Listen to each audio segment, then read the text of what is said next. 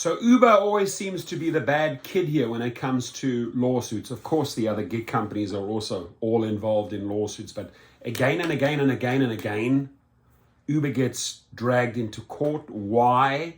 Because they perform their little shenanigans. They try and steal money here and there. They bait and switch. Now, in 1 week, right, they settled 2 lawsuits in 1 week, $10 million to Chicago restaurants. That's not a little bit of money. That's a lot of cash. $10 million to Chicago restaurants. In the same week, $14 million in Australia for misleading on fares and cancellation fees. So if you think they're effing you over as a delivery driver and rideshare driver, yes, they're doing that anyway.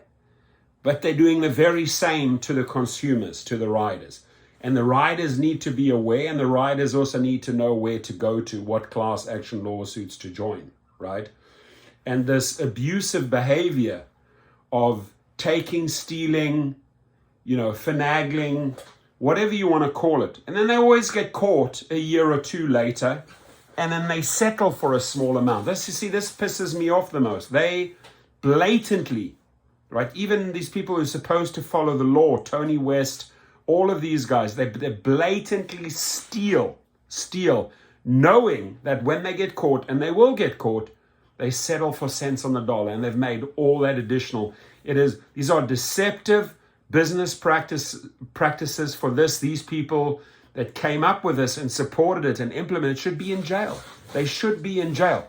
Why are these people still running the companies? Why are these people still running around in public? They should be behind bars in jail.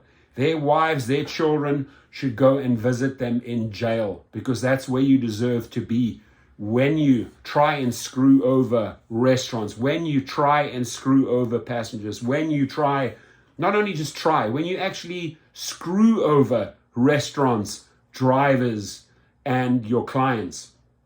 So this is out of Sydney, great city. An Australian court fined Uber Technologies 21 million Australian dollars, 14 million US on Wednesday for threatening cancellation fees it never charged and overstating fare estimates on some rides. The penalty was less than a regulator wanted. So they wanted more. Again, what did they get? They got a fraction of it, a fraction. The Australian arm of the US ride-sharing app broke consumer law, broke the law. Hello, Tony West, the chief legal officer, breaking the law. Like that you should be extremely proud of in your resume every year. Breaking the law, Daraka Shishawi, right? Breaking the law by misleading consumers with warnings they would be charged. So like fear tactics, right? For canceling some rides from 2017 to 2021 by using an inaccurate software algorithm to estimate fares for a taxi service it offered until August 2020, the federal court ruled. Uber said in a post on its website that it apologized. Oh, we're sorry, dear Australians, but we love taking your money, right? We love taking your money. And yes, we'll get our attorneys to settle for a fraction, right? For the mistakes we made, and we have since proactively made changes to our platform based on the concerns raised with us. Shame on Tony West, shame on your family, shame on your wife for being married to you, right? To such a unlawful, deceptive person that is okay with this. It circumvents the law. You should be kicked out. You shouldn't be behind bars, Tony West. Judge Michael Hugh O'Brien said in a written ruling that by supplying inaccurate information on its smartphone app, Uber would be expected to lead a proportion of consumers to alter the decision and not proceed with a cancellation and perhaps deter future cancellations while distorting demand for its service. The Australian Competition and Consumer Commission, congratulations for coming down on them, slapping them, right? Which brought the case against Uber, and the tech firm had already agreed on a fine of 26 million. But O'Brien told the court the evidence provided by both sides was grossly inadequate, leaving him to speculate on the harm to consumers. The evidence supply suggested less than 0.5% of Uber customers had gone ahead with a trip due to concern about cancellation fees. The Uber taxi algorithm overshot the fare estimate 89% of the time. 89% of the time. But less than 1% of total Uber rides used that service, the judge said. The ACCC chair, Gina Cass-Gottlieb, said in a statement that the fine clearly signals to businesses and Dara Khosrowshahi that misleading consumers. Tony, this is where you guys need to pay attention, Tony West and Dara Khosrowshahi. Listen up, little schoolboys. This is your time to learn, right?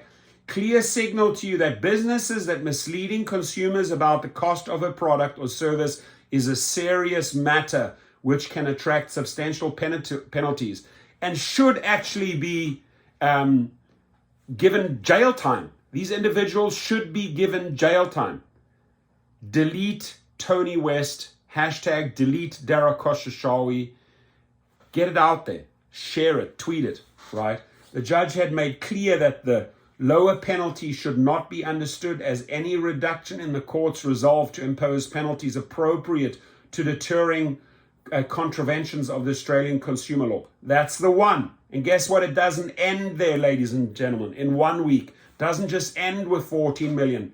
Then what they do is Chicago, here in the United States, Uber agrees to a $10 million settlement over fees. Uber Eats listing restaurants without consent, right? We will do what we want because my name is Tony West. My name is Dara Khosrowshahi. I couldn't care a continental FUCK for the law. We will do what we want to do to make extra dollars. And then if we do get caught with our little panties down, we will settle for cents. This is how you guys roll. Let me remind you and remind your spouses, your wives, your family, your kids. This is who you are. You are people that engage in deceptive business tactics.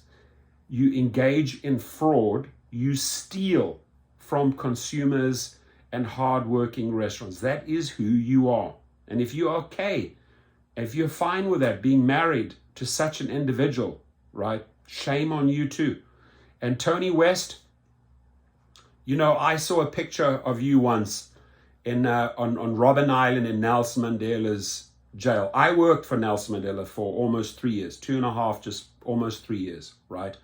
I got very close to the guy, a lot of conversations, probably one of my biggest idols ever that I've worked for this man. Nelson, he was the leader of South Africa, right? He won the Nobel Prize. And when you misused his name, right, and try to pretend to be the little goody boy, Tony West, in his prison cell, right, and what the man stood for. That man stood for honesty, integrity, hope, and anything positive I can think about, right? And if he only knew that you were there using his name and you're just such a scoundrel yourself, he would be ashamed of you, Tony West.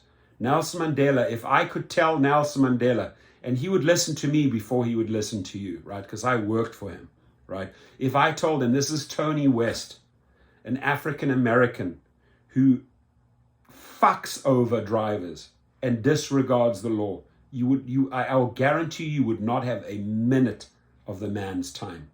He would fucking piss on you, right? No, he wouldn't do that, but he would dismiss you. He doesn't like people like that. I know, he was the most honest, straightforward shooter I've ever met, right?